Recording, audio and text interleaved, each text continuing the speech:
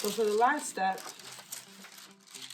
I'm going to go ahead and utilize black Sharpie, maybe a black paint marker, um, ebony pencil, and I just have like a light gray pencil. I may or may not use it. What I usually try to do first is to go ahead and color in everything that's black, because usually once you do that, if you remember from when we were looking at the different ways to edit the image, once you color in what's black, you should be able to see the figure and it should be recognizable. And also it just helps you to not accidentally, I don't know. For some reason, I just like to start from black and then work my way back to the lighter colors. If you've never used a paint marker before, once you open it up, you want to press. That brings the color down. As you can see, now it's in the tip. And I am going to go ahead and just color everything black that's black, right?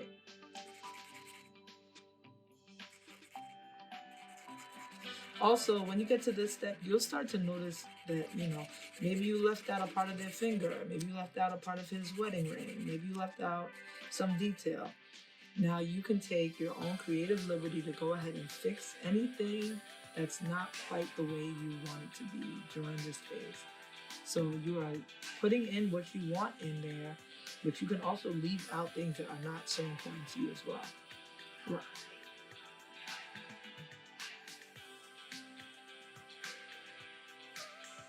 I'm just taking the time, filling in everything that I believe should be black based on the image. Again, it's very, very helpful to keep a reference nearby, just so that you can always look and say, am I doing this right, or did I get this wrong?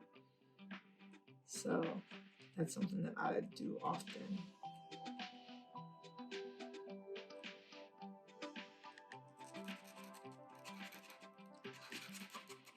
And once you get the main outline, especially if you're working with an image with such a huge dark and light contrast like mine,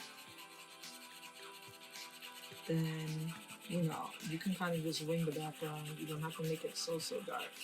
But you can also make it pitch black if you want. It's completely up to you. If I was using an actual paintbrush, I would probably definitely block this whole thing in.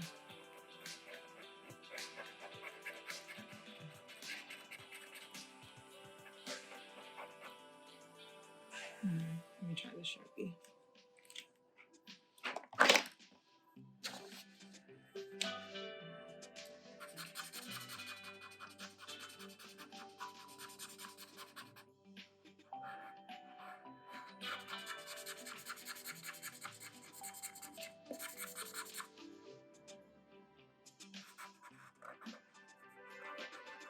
So again, I'm just following the guidelines that I created when I outlined this,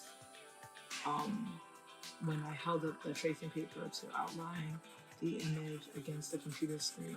It's the same guidelines, but you'll see that slowly but surely the face will start to emerge. And this process is tricky because you really have to trust the process and not so much try to make a face. It's very easy to just throw a pair of eyes and a nose and a mouth. But if you really want the image to come out looking like your figure, you kind of have to trust this process.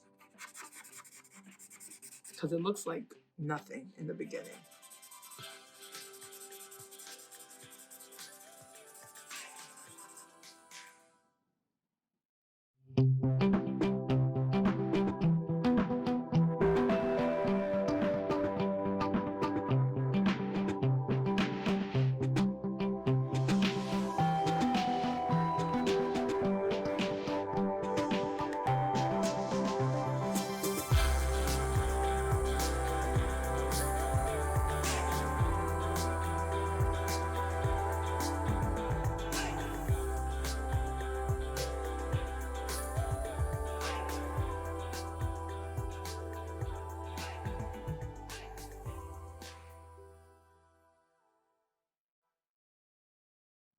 So in the end, you'll find that you have to tweak certain areas, but for the most part, if you traced really carefully from the beginning and if you transferred really carefully, all you have to do is go ahead and color within the lines of all the shapes that you have already gone and outlined, and then just decide what's black, what should be gray, what should be white. If you decide to work in color, you can turn the white into a yellow, you can turn the gray into a blue. You can literally take this anywhere you want, but this is how you can replicate a figure pretty easily and pretty quickly using transfer paper.